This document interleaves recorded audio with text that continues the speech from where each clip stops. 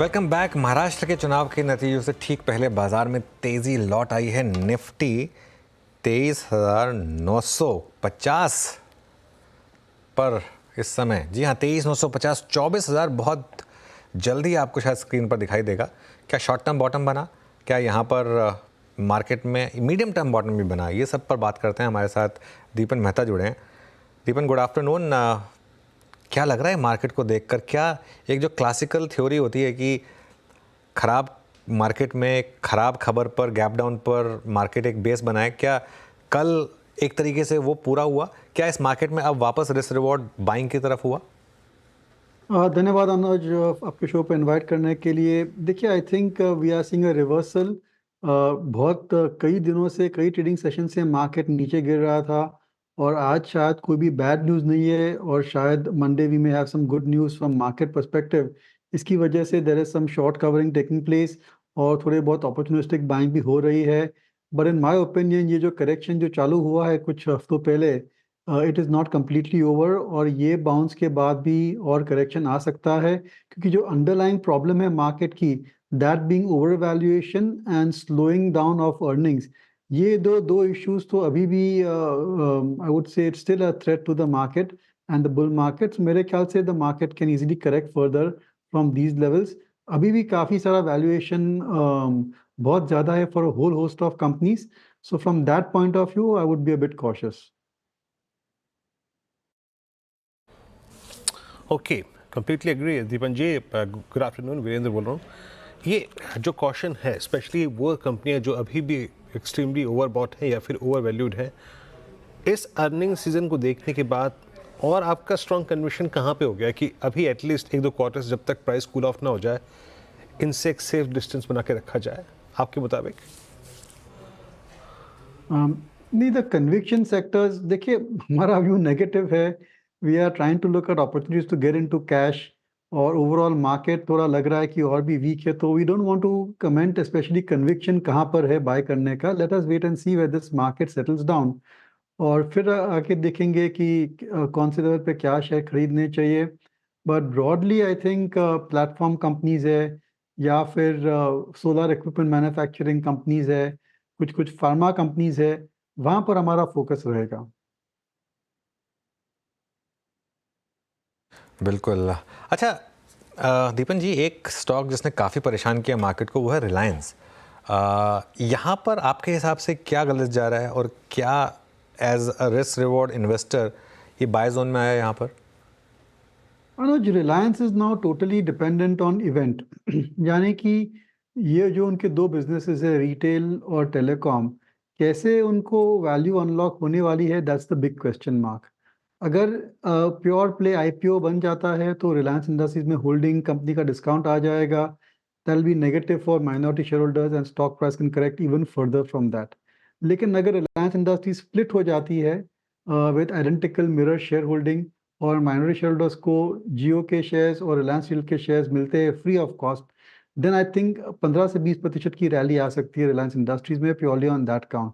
तो depending on how the management decides to unlock these two businesses, the trend will be determined in Reliance Industry shares. क्योंकि आज की तारीख में जब आप रिलायंस खरीदते हो तो you are buying three businesses और आपको तीनों तीन बिजनेस में इतना इंटरेस्ट नहीं है या इतने अच्छे प्रोस्पेक्ट्स नहीं दिख रहे, you can not buy a single business per se. इसकी वजह से I think lot of investors are staying away from Reliance Industries. थोड़ी क्लैरिटी यहाँ पर चाहिए और जैसे क्लैरिटी आ जाएगी I think street will immediately move in either direction depending on what the outcome is.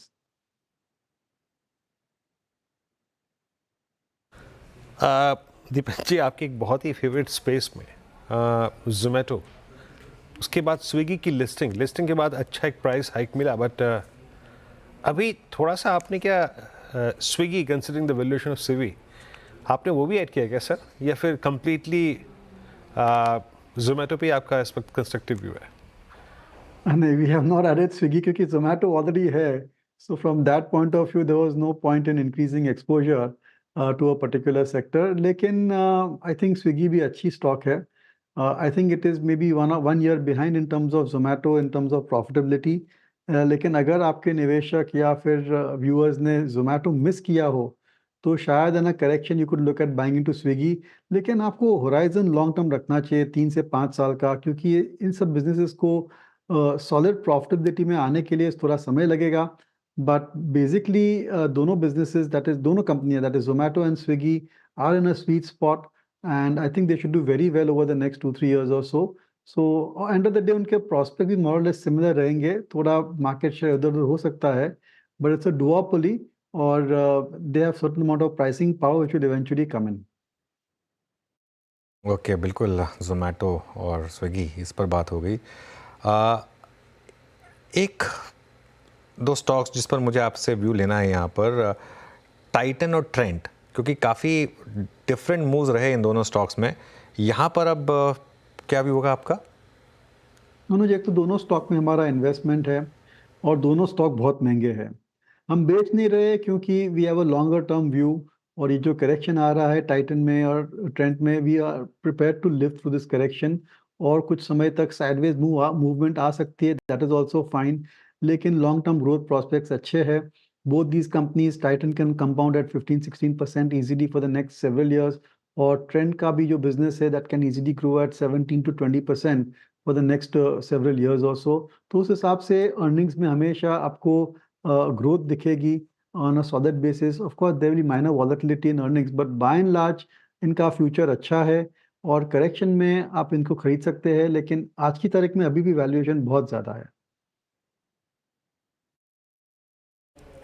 अच्छा दीपन सर, नॉट एग्जैक्टली, मतलब मैं आपकी कोई बाय रिकमेंडेशन नहीं मांग रहा हूँ यहाँ पर, बट वो हम जो देख रहे थे ना कि निफ्टी एफएमसीजी, और मेरे ख्याल से ये 4 हफ्ते या ये 2 महीने सर, इसके पूरे करियर का निफ्टी एफएमसीजी के सबसे पेनफुल 2 महीने रहे। और हम एक आई थिंक एक प्रेजेंटेशन पे आज बात कर रहे थे, जब हम देखा कि कितनी पी कूल ऑफ हुआ है इस 2 महीने में, सब्सटेंशियल कूलिंग ऑफ हुई है। बट बात तो वही है ना कि पी के साथ आपको ग्रोथ भी देखनी है। तो जिस प्रकार की ग्रोथ आपको नज़र आ रही है अगले 2 क्वार्टर्स के लिए, 3 क्वार्टर्स के लिए, उसमें ये कूलिंग ऑफ री एंट्री के लिए, एवरेजिंग के लिए अच्छी है, या फिर अभी भी अवॉइड करें? नहीं नहीं, बिल्कुल अवॉइड करना चाहिए। एफएमसीजी स्टॉक्स में से इन्वेस्टर को निकल जाना चाहिए या बहुत ही अंडरवेट रहना चाहिए, क्योंकि जो भी एफएमसीजी स्टॉक्स है their growth rates have come down to low single digit volume growth rates. कई सारी categories have reached a high level of maturity also, और वहाँ पर ग्रोथ रेट अच्छी नहीं मिलेगी फॉर नेक्स्ट सेवरल ईयर्स और सो। नो डाउट कैश काउज है, बहुत अच्छे रिटर्न्स भी देते हैं कैपिटल इन्वेस्टमेंट पर, लेकिन फिर भी इनमें ग्रोथ नहीं है। और अगर आपको कंपनी में या सेक्टर में ग्रोथ नहीं दिख रही है, then certainly you must exit and move on. कुछ चुने हुए स्टॉक्स है एफएमसीजी में जहां पर अभी भी शायद ग्रोथ आ सकती है, they are under penetrated, and I would say companies like Varun beverages है या फिर बिकाजी फूड्स है। These are 2 companies in FMCG space which come to mind. Vadilal industries ice cream company बनाती है। 3 companies usual exposure we and our clients are invested. तो ऐसे कुछ चुने हुए ग्रोथ स्टॉक्स आपको अभी भी मिलेंगे एफएमसीजी में, but by and large the HULs, Nestle, Godrej, Dabur, all of these have to be completely avoided. Okay, Adani group stocks में कोई पिक करेंगे क्या आप पिछले 2 दिन के मूव्स के बाद? Sorry, I didn't get the Adani group stocks में कुछ पिक करेंगे क्या इस गिरावट पर? नहीं, बेसिकली आई थिंक ये एक अपॉर्चुनिटी अच्छी है। अगर आपको अडानी ग्रुप स्टॉक्स पसंद है और उनकी बिजनेस मॉडल और उनकी जो ग्रोथ स्ट्रेटेजी अगर आपको पसंद है, then this correction is a good opportunity. मेरे ख्याल से जब तक कोई भी इंडियन रेगुलेटर उनके सामने कोई एक्शन नहीं लेता है, till that point of time I think fundamentals पर इतना इफेक्ट नहीं आएगा। और हमने देखा भी है कि ओवरऑल करेक्शन के कारण और अर्निंग्स ग्रोथ के कारण जो पी मल्टीपल्स 1-2 साल पहले 100-150 के आसपास थे, that have come down significantly, और कई सारे Adani stocks are available at reasonable understandable P multiple, जैसे कि अडानी पोर्ट्स है या अडानी पावर है। I think they are available at reasonable valuations now. तो अगर आपको अडानी ग्रुप में निवेश करना है तो this correction definitely is a good opportunity.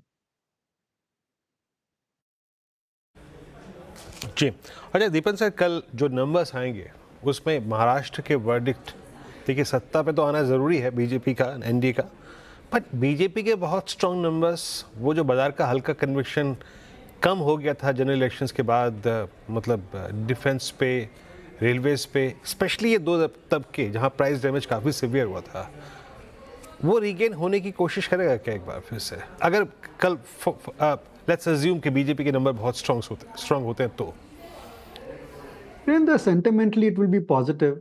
शायद कुछ it may make have a minor positive ripple, but ये long term importance नहीं है ये event का, क्योंकि end of the day we know BJP government is there for the next 5 years, that is for sure.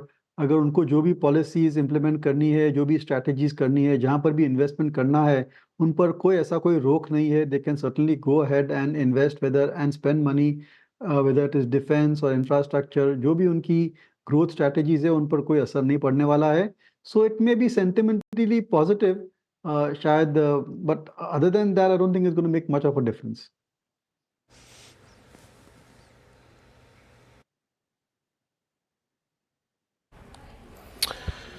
Okay Deepan ji, बहुत बहुत शुक्रिया आप इस कार्यक्रम में शामिल हुए सभी सेक्टर्स पे, और स्पेशली आई थिंक महाराष्ट्र के इस इलेक्शन के पॉसिबली आउटकम का इम्पैक्ट क्या होगा मार्केट से बातचीत करने के लिए बहुत बहुत शुक्रिया.